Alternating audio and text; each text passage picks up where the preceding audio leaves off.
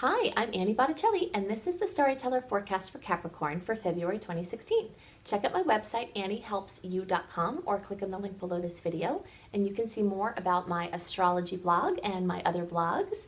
And if you want to learn astrology, in February I'll be opening registration for my 6-month astrology apprenticeship program. So check it out. What's going on this month? We've got a very active month, lots of transits. Most of them are really awesome. We also have an important placement of February in the scheme of the rest of the year, which we'll talk about, as well as the implications of transits that happen after February that you'll start to feel the effects of in February. So we have a lot to cover. So let's start out with the eclipses. The eclipses don't actually happen until March, and in my March report I'll be going into lots of detail about how these eclipses work, what they are possibly going to do, where they are falling for you. But for now, we'll just say that they're going to be March 8th, the solar eclipse at 18 degrees of Pisces. Solar eclipses bring in new things. They're like new moons in triplicate, so 3 times the energy of newness that a new moon brings in. These are powerful openings that occur. And then the lunar eclipse happens on March 28th, and that's at 3 degrees of Libra. So closings, endings, coming to fruition, completion, times 3. So full moon energy times 3 is what the eclipses bring. And the reason why I'm talking about them now is because we can see up to 6 weeks or so before the actual event, the energy, the news, the feelings of change to come, sometimes actual events or things in pieces of news will come in related to the eclipse cycle, and the eclipse won't even have happened yet. So February is prime time to start receiving this eclipse news, to start experiencing the life-changing trajectory switches that the eclipses can bring. So it can be very active in that way, even though the eclipses aren't actually this month. The second thing that places February as an important time is that Mars is going retrograde in April. And Mars is a very important planet that rules our drive, our ambitions, our forward movement, our momentum. And so it only goes retrograde once every 2-ish years. It's one of the personal planets. The personal planets that go retrograde are Mercury, Venus, and Mars. So when one of those are retrograde, it really affects our day-to-day experiences. And so when Mars goes retrograde, even though it takes a little bit longer, like Venus goes retrograde every 18 months or so, Mercury goes retrograde every 3-ish months. When it actually goes retrograde, the influence is much longer. So April 17th is when Mars goes retrograde through June 29th, but the shadow periods extend out in a wide direction, in either direction, in wide ways on either end. So the shadow period for Mars retrograde actually starts in the middle of February and extends to the middle of August. So this Mars retrograde story is going to be lasting 6 months. So half of the year is going to be in the energy of Mars retrograde, where if you are a very ambitious person, which many Capricorns are, if you are very focused on moving in a certain direction and gains and getting somewhere, you may have a break from yourself. I notice, because I'm a very driven, ambitious person, and when Mars goes retrograde, it kind of works out really well for me because I get a break from myself. I'm just more relaxed and not as focused on all of these things and have less to do and really enjoy that. So you may have a break if you have that type of personality. If you have the type of personality where it's hard to get you going, it's going to be really hard to get you going when Mars is in retrograde. So that's why I'm calling February a time for action, because it's the month that we are least affected by the Mars retrograde shadow until we get, past it, which is, past August. And there's also this time before the eclipses where this news comes and changes everything. So we've got our plan for ourselves that whoever we pray to often probably laughs at. Then we have the divine plan. And so February is a great time to try to move forward with your plan. Like if you're on this mission and you're doing these things and you're trying to move in a certain direction, and you've been waiting for January to be done because it wasn't the best time to move forward on some things, then February is great for trying to move things along. Now, if your plan is in sync with the divine plan, then the eclipses will come and likely support it. If your plan is not in sync with the divine's plan, then it will likely be smashed to pieces or inalterably changed, and you are going in a different direction. So while it's tricky because it's a really great month for taking action, and there's some beautiful days that are supportive of this. However, the eclipses may come and put you in a totally different direction. And so the wisdom is move forward with what you think you need to do. But if something happens where it seems like that's not possible or it's being changed, the more flexible and the less resistance you have, the more easy it will be for you to go in the new direction that the universe is planning for you. And sometimes the things that you work on in February are part of what's to come or were necessary for you to do, even if you wind up not doing them in the way you thought you were going to do them. So it's a very interesting month that I am calling a time for action, but just know at the same time, Mars is starting its slowing down thing, and the eclipses are bringing these life-changing things, and, but there's just not that many months this whole year that have really solid only forward movement, and this is one of the better months for this. So again, it will favor things that you've already been doing or doing again something you've done before. If you've done something before and you're re-offering it or you're redoing it or you're still doing it, then those things can be very much supported during retrogrades. Retrogrades aren't a time to do nothing. They're just a time to take into consideration the past and use the energy from the past more than just completely brand new efforts. Okay, so we've got some really great dates this month for doing things. We have February 3rd, 8th, 9th, 10th, and 13th. I'll go into some specifics about them. All of those dates fall into still the Mercury post-shadow period. So this is kind of another tricky thing. So usually I would advise wait till the Mercury retrograde shadow period passes before you really launch things, which happens February 15th. But you're not going to have a lot of time to do things, and there are such beautiful opportunities that occur on these dates. So this is where, the beautiful art of astrology comes in. You've got a whole bunch of factors at once. And yes, you will be affected in some way by Mercury not having full steam, but you're not going to have any better times than this month and possibly March. But March has the eclipses, and you're kind of going to be responding to what happens rather than trying to actively do anything. Eclipse time is the time to drop agendas. So February 3rd, we have Mars in a beautiful angle to Pluto. When we have a 60-degree angle between planets, it is a harmonious angle, and we have tons of those this month.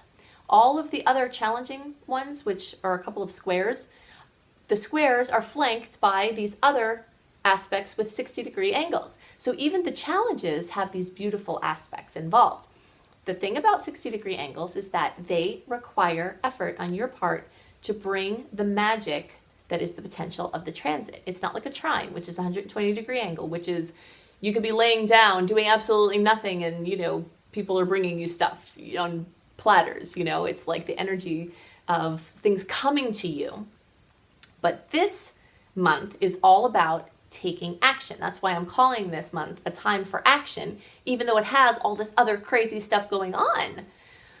It's still going to be a time to take action on the opportunities that will likely present themselves. So February 3rd and the days around there, we've got this Mars aspect with Pluto. We have the Sun in aspect with Saturn.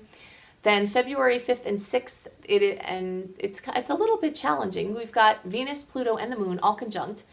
And the Venus and Moon are squaring Uranus. Whenever Uranus is involved, it's like the wild card. We don't know what's going to happen. So jostling information could come in. Eclipses are like that too. So if it's jostling information in a big way, it's probably from the eclipse. If it's jostling information in a smaller way, it might be from this aspect because it's less important in the scheme of life. You're not going to be able to tell which one because they're all intermingled here, But at the same time as that goes on, we have this beautiful aspect with the Sun and Uranus, kind of, whispering to Uranus to lighten up a little bit. So that's what I mean about the challenging parts of this month come with these other sweet spots. But again, they're all 60-degree angles. You have to do something with them. We've got on February 7th, the Sun in Aquarius squaring Mars, and that can be challenging to your vitality. That can bring up ego things, and at the same time, we have, on the same day, we have Venus making this beautiful 60-degree angle to Mars. Whenever Venus and Mars get together, it's like the angels will sing and beautiful light and sparkles shine down from everywhere, so this is going on at the same time. Then February 8th, we have this new moon in Aquarius. Now, early and some middle degree placements, let me tell you what that means. There's basically 30 degrees in a sign. So you have your birthday or your rising sign, whatever you're watching for, at one of those 30 degrees that start from 0 and go up to 29. Those 30 degrees are split up into 10-degree increments. The first 10 degrees are early placements. The second 10 degrees are middle, and the last are the late. The reason why this makes a difference is because the charts of the different placements look different. So the early degree placements would be from December 22nd through December 31st. The middle degree placements are your birthday from January 1st through the 10th. And then the late degree placements are the January 11th through January 20th. Also, if you're watching for your rising sign, it's segmented the same way. So whatever degree your rising sign is at, that degree of Capricorn corresponds with a day that the sun was in that degree. So it's broken up the same way. So the first, 1 to 10 degrees is early, 11 to 20 is middle, and 11 to 19 is middle, and then 20 to 29 is late. So you see how it's segmented there. So now that we understand that, hopefully, early degree placements and some middle degree placements will have this new moon in Aquarius, which is happening on February 8th, in your second house. Your second house has to do with your finances. So new opportunities, new growth, new lines of income, something new happening with your money, your capacity to make money, something with earned income, something with an item of value, receiving money for something.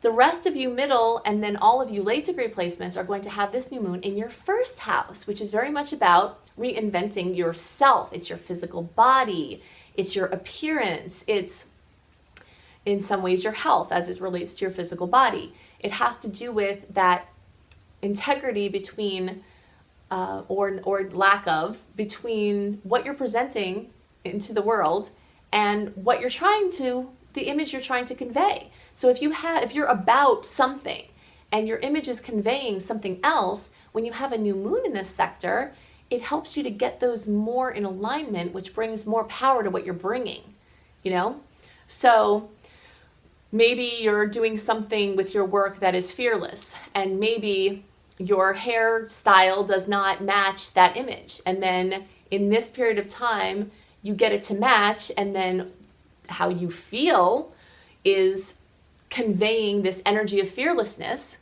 whatever that means. And you see it so as an example of how something with your appearance or with your body or with your image or with what you're presenting can come into alignment, and then you have more power behind it. So you later degree placements are going to have that there. And then you middle ones, you early part of the middle are going to be more towards the second house with the money things. And then you later degree, the middle are going to be the other way. But all of the middle degree placements can have this happen in either place because they're on the line there. So February 15th, as we said, Mercury's shadow period officially ends. And then we have on February 22nd, the full moon in Virgo.